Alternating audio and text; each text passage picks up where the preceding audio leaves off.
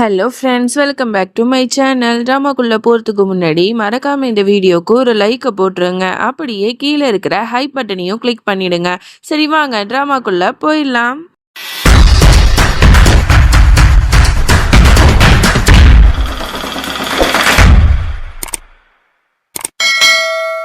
Starting சீன்ல பரத்வாஜ் வீட்டில் தான் காட்டுறாங்க. கருணா வந்து ஒரு ஜோசியரை வீட்டுக்கு அழைச்சிட்டு வந்திருக்காங்க. அவங்க வந்து இந்த மாதிரி என்னோட பையனுக்கு வந்து எப்போ கல்யாணம் வைக்கலாம், நல்ல நாளாக பார்த்து சொல்லுங்க அப்படிங்கிற மாதிரி சொல்ல, அந்த ஜோசியரும் ரொம்ப நேரமாக பார்த்துட்டு யோசிச்சுட்டு சொல்றாரு, இந்த மாதிரி உங்களோட பையனுக்கு வந்து கல்யாணத்தில் நிறைய தடங்கள் இருக்கு. அதனால முக்கியமாக நீங்கள் ஒரு வாரத்துக்குள்ள நீங்கள் எந்த அளவுக்கு சீக்கிரமாக கல்யாணத்தை முடிக்கிறீங்களோ அந்த அளவுக்கு உங்கள் பையனோட வாழ்க்கை நல்லா இருக்கும் அப்படிங்கிற மாதிரிலாம் சொல்றாங்க.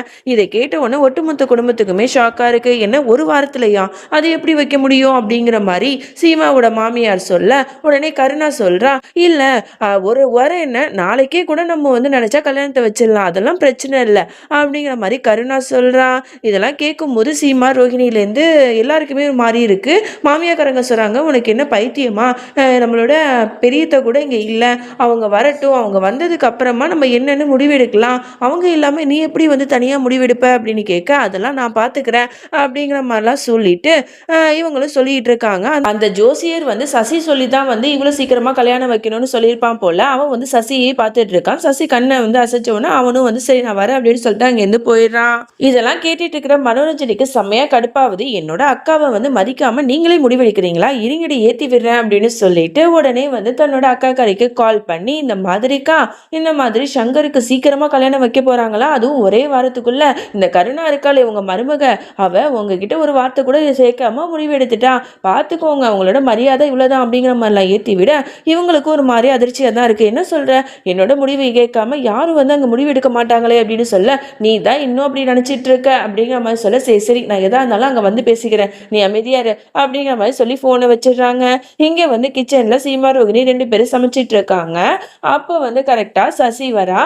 நான் உள்ள வரலாமா அப்படிங்கிற மாதிரி கேட்குறா. என்ன சசி இப்படிலாம் கேட்குற, உள்ள வாமா, இது உன்னோட வீடு தான், ஒரு இதா, அதெல்லாம் நீ இப்படிலாம் கேட்கக்கூடாது, வா என்ன வேணும் உனக்கு அப்படின்னு கேட்க, இல்லை எனக்கு வந்து கல்யாணத்துக்கு அப்புறம் வந்து எனக்கும் சமைக்கணும்னு ஆசை தான், ஆனால் எனக்கு சமையல் அவ்வளோவா தெரியாது, நீங்கள் எனக்கு கற்றுக் கொடுப்பீங்களா அப்படின்னு கேட்க, இதில் என்ன இருக்குது, சமையல் வந்து ரொம்ப சாதாரண விஷயந்தான் புரியுதா, அதை கற்றுக்கிட்டா ரொம்ப ஈஸியாக இருக்கும், நானே உனக்கு கற்றுத்தரேன், இப்போ எந்த பிரச்சனையும் இல்லை, இந்த பிளேட்ஸ்லாம் எடுத்துகிட்டு போயிட்டு நீ போய் டைனிங் டேபிளில் வை, டைம் ஆயிடுச்சுல அப்படின்னு சொல்ல, ஓகே அப்படின்னு சொல்லிட்டு அவளை எடுத்துகிட்டு போய் வைக்க போகிறா. அப்போ வந்து ரோகிணி பார்த்துட்டு, அக்கா இந்த சசியை நம்பாத, இவ சரியான வில்லி அப்படிங்கிற மாதிரி சொல்ல வருவா. டக்குன்னு அங்கே சசியை பார்த்துட்டு சீமா வந்து வாய் மூடு அப்படின்னு சொல்லிட்டு, பாப்பா என்னாச்சு, என்னை பற்றியா பேசிகிட்டு இருந்தீங்க அப்படின்னு கேட்க, இல்லைம்மா உன்னை பற்றிலாம் ஒன்றும் பேசல அப்படிங்கிற மாதிரி சீமாவும் சொல்லி சமாளிக்கிறான். அதோட எல்லாருமே வந்து சாப்பிட்றதுக்காக போயிடுறாங்களா. எல்லாரும் வந்து ஒன்றா உட்காந்து சாப்பிட்டுட்டு இருக்கும்போது கருணா சொல்கிறா, சசி நீ வந்து உட்காருமா அப்படின்னு சொல்லிட்டு உடனே வந்து எல்லாரும் சொல்கிறாங்க, மருமகள்லாம் வந்து எல்லாரும் நிற்கும் போது அவளை மட்டும் தனியாக உட்கார செஞ்சால் நல்லா இருக்காதுல்ல, சீமா ரோகிணி நீங்கள் எல்லாரும் ஒன்றா உட்காருங்க அப்படிங்கிற மாதிரி சீமாவோட மாமியாக்காரங்களும் சொல்கிறாங்க. எல்லாரும் ஒன்றா உட்காந்து நல்லபடியாக சாப்பிட்டுறாங்க. இங்கே வந்து சீமா வந்து பால்கனியில் போயிட்டு தனியாக போய் நின்றுட்டு இருக்கா. அப்போ சசி வந்து ஒரு காஃபி எடுத்துகிட்டு வந்து கொடுத்து அவங்ககிட்ட பேச ஆரம்பிக்கிறா. அவங்ககிட்ட நான் ஒன்று பேசணும் அப்படின்னு, என்னம்மா என்னாச்சு அப்படின்னு கேட்க, இல்லை இந்த குடும்பத்தில் உள்ளவங்க எல்லாருக்குமே என்ன பிடிச்சிருக்கா என்ன அப்படின்னு கேட்க, என்ன இப்படி கேட்குற, உன்னை எல்லாருக்குமே ரொம்ப பிடிச்சிருக்கு, நீ இந்த வீட்டுக்கு மருமகளாக வரதுன்னு நினச்சா எங்களுக்கு ரொம்ப சந்தோஷமா இருக்கு அப்படின்னு சொல்ல, நீங்கள் எல்லாரும் சந்தோஷப்படுறீங்க ஆனால் ரோஹிணி மட்டும் அப்படி இல்லையே அப்படின்னு சொல்ல, என்னம்மா சொல்கிற அப்படின்னு கேட்க, ஆமா அவள் கிச்சனில் என்னை பற்றி பேசிட்டு இருந்ததை நான் கேட்டேன், எனக்கு ரொம்ப கஷ்டமா இருக்கு அப்படின்னு சொல்ல, ரோஹிணி பேசினது ரொம்ப பெரிய தப்பு தான், அவளுக்காக நான் உங்ககிட்ட மன்னிப்பு கேட்டுக்கிறேன், நீ எதுவும் மனசுல வச்சுக்காதம்மா அப்படிங்கிற மாதிரி சொல்ல, ஐயோ அக்கா நான் உங்களை என்னோட அக்கா மாதிரி தான் நினைக்கிறேன், நீங்க வந்து இந்த மாதிரி மன்னிப்புலாம் கேட்காதீங்க பரவாயில்ல அப்படிங்கிற மாதிரி சொல்ல, அப்பதான் சீமா சொல்றா, இல்ல அவ அந்த மாதிரி நினைக்கிறதுக்கு காரணம் என்னன்னா, எங்களோட குடும்பத்துல வந்து இந்த மாதிரி நிறைய பொண்ணுங்களால நிறைய பிரச்சனை வந்திருக்கு, அதனால தான் உன்னை முதல் தடவை பார்த்த உடனே அவ அந்த மாதிரிலாம் ரியாக்ட் பண்ணியிருக்கா, வேற ஒன்றும் இல்லை, மற்றபடி ரோஹிணி ரொம்ப நல்லவ, பழகுனா அவ வந்து ரொம்ப நல்லா பழகுவா அப்படிங்கிற மாதிரிலாம் சொல்லிட்டு இருக்காங்க. ஓ அப்படியா, ஆனா யார் இந்த பொண்ணு அப்படிங்கிற மாதிரி சசியும் கேட்குறா. அதுவா, அவளோட பேரு வந்து அனிஷா, அவ வந்து எங்களோட குடும்பத்துக்கு வந்து பெரிய வந்து ஒரு பிரச்சனையாக தான் இருந்தா, அடிக்கடி பிளாக்மெயில் பண்ணிட்டு ரொம்ப பெரிய தொல்லை கொடுத்துட்டு இருந்தா அப்படிங்கிற மாதிரிலாம் அனிஷாவை பற்றி ரொம்ப கோபமாக சொல்லிட்டு இருக்கும்போது இவளுக்கு பயங்கரமாக கோவம் வருது. என்னதான் இருந்தாலும் அவளோட அக்கா இல்லையா, அப்படி முறைச்சி பார்த்துட்டு இருக்கா. சரி அவளை பற்றி நம்ம ஏன் இப்போ பேசிக்கிட்டு வா போடலாம் அப்படின்னு சொல்லிட்டு கிச்சனில் போய் சமைச்சிட்டு இருக்கும்போது சசி வேணும்னே அனிஷாவை பற்றி கேட்டுட்டு இருக்கா. ஆமாம் அதுக்கப்புறம் அவளுக்கு என்னாச்சு அப்படிங்கிற மாதிரிலாம் உடனே வந்து சீமா சொல்றது அவாய்ட் பண்ண மாதிரி, இதை பத்தி ஏன் இப்ப கேட்குற, அதெல்லாம் அப்புறம் பார்த்துக்கலாம் விடு அப்படிங்கிற மாதிரி சமாளிச்சிட்டு இருக்கா.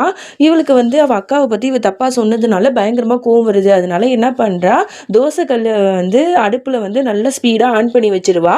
அது தெரியாம சீமா வந்து அதை கையால தொட்டுருவா. அவளோட கை அப்படியே சுட்டுடும், அப்படியே பழுத்து போயிடும். ஐயோ அம்மான்னு கத்துவா. அப்படியே சசி நடிப்பா, ஐயோ அக்கா என்னக்கா ஆச்சு, சாரிக்கா சாரிக்கா அப்படின்னு சொல்லிட்டு உங்களுக்கு மருந்து வச்சிடறேன்னு சொல்லிட்டு ஐஸ் கியூப்லாம் எடுத்துட்டு வந்து கையில வைப்பா. அவ கை ரொம்ப வலிக்கும். அப்பதான் சொல்லுவா, இந்த மாதிரி மருந்து போடணும் அப்படின்னா உங்க கையில இருக்கிற இந்த மோதிரத்தை கழட்டுங்க அப்படின்னு சொல்ல உடனே சசி என்ன சொல்லிட்டு இருக்க, அது வந்து என்னோட என்கேஜ்மெண்ட் ரிங் அப்படின்னு சொல்லுவான். அக்கா அது எதுவா வேணா இருக்கட்டும், ஆனா உங்க கைக்கு மருந்து போடணும் அப்படின்னா இது இடைஞ்சலா இருக்கு, அதனால தான் சொல்றேன், இதை கழட்டிட்டு கொஞ்சம் லேட்டா போட்டுக்கோங்க அப்படிங்கிற மாதிரி சொல்றா. அதை விட அவளோட சசியோட கையாலேயே சீமாவோட அந்த ரிங்கையும் கழட்டிடுறா.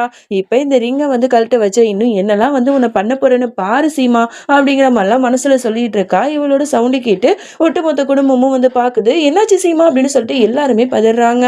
அதோட அந்த இடத்துக்கு வந்து ரோஹிணி வர, அக்கா என்னக்கா ஆச்சு அப்படின்னு சொல்லிட்டு பதறா. என்னதான் இருந்தாலும் உன்னோட அக்கா இல்லையா, அக்காவும் கையில எப்படிக்கா அந்த காயம் வந்துச்சு அப்படின்னு சொல்லிட்டு பயங்கரமா பதறும் போது அப்பதான் சசி வந்து வருத்தப்பட்டு சொல்றா, நான் தான் காரணம், நான் தான் தெரியாம வந்து தோசைகள் ஆன் பண்ணி வச்சுட்டேன், அது தெரியாம அக்கா கையை வச்சுட்டாங்க அப்படிங்கிற மாதிரி சொல்லும் போது உடனே வந்து ரோஹிணிக்கு பயங்கரமா கோவம் வரும். அப்படியே வந்து முறைச்சு பார்த்துட்டு இருப்பா, இவ வேணும்னு தான் பண்ணிருப்பா அப்படின்னு சொல்லிட்டு மனசுலயே நினைப்பா.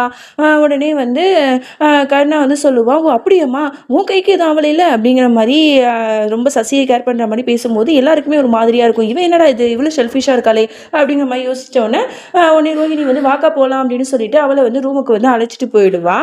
அதோட இருங்கக்கா நான் போய் மருந்து எடுத்துட்டு வரேன் அப்படின்னு சொல்லிட்டு ரோகிணி போன உடனே இங்க சசி வந்து ஒரு ஆயுர்வேதிக் மருந்து மாதிரி எடுத்துட்டு வந்திருப்பா போல. என்னென்னத்தையோ போட்டு அரைச்சு, அக்கா இதை மட்டும் நீங்க வந்து போட்டீங்க உங்களோட காயம் சீக்கிரமா சரியாயிடும், அப்புறம் என்னால தானே உங்களுக்கு அப்படி ஆச்சு, நான் மன்னிச்சிடுங்க அப்படின்னு சொல்ல, இந்த பாருமா மன்னிப்புலாம் கேட்காது, அதுல உன் மேல மட்டும் தப்பு இல்லை, என் மேலதான் தப்பு, நான் தான் வந்து அது கவனமா இருந்திருக்கணும் அப்படிங்கிற மாதிரிலாம் சொல்லும் போது, அப்புறம் உங்களோட மோதத்தையும் பத்திரமா எடுத்துட்டு வந்திருக்கேன், இந்த மருந்தை போட்டுட்டு இந்த மோதத்தை போட்டுக்கோங்க சரியா அப்படின்னு சொல்லிட்டு அவளும் அந்த மருந்தை வந்து தடவுறதுக்கு வருவா.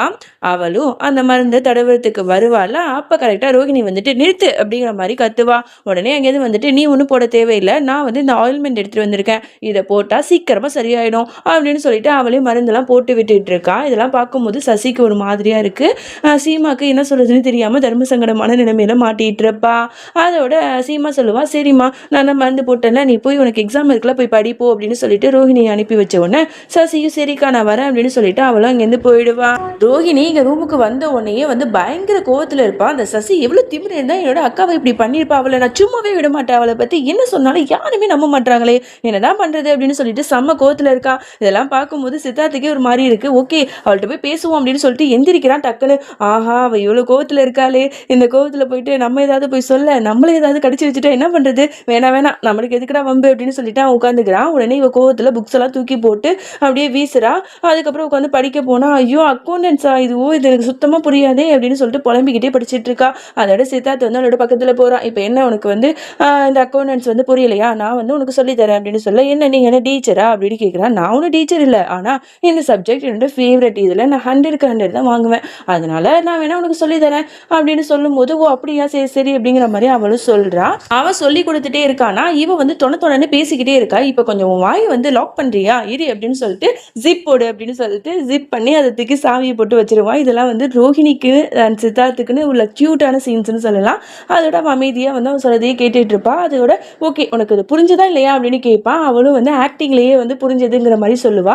ஏன் வாயத்தை வந்து சொன்னதான் என்ன அப்படின்னு கேட்பான். நீங்க தான் வாய் பேசக்கூடாது, வாயை வந்து லாக் பண்ணி வச்சிருக்கேன்னு சொன்னீங்களே அப்படின்னு சொல்லும் போது, ஐயோ ரோஹிணி நீ இருக்கியே அப்படின்னு சொல்லிட்டு அந்த சாவியை வச்சு திறந்தவொடனே அவள் வந்து எல்லாத்தையும் எக்ஸ்பிளைன் பண்றா. இவங்க 2 பேரும் ரொம்ப சந்தோஷமா உட்காந்து படிச்சுக்கிட்டு இருக்காங்க. இவங்க சீன்ஸ்லாம் பார்க்க ரொம்ப க்யூட்டாக இருக்குல்ல. இவங்க ஃபேன்ஸ்லாம் வந்து கீழே வந்து ரெட் ஹார்ட்டை பறக்க விடுங்க. ரோஸ் இதுன்னு அப்படியே கமெண்ட்டும் பண்ணுங்க. நெக்ஸ்ட் வீடியோவில் சந்திக்கிறேன். அது வரைக்கும் என்னோட காத்திருங்கள். பாய்.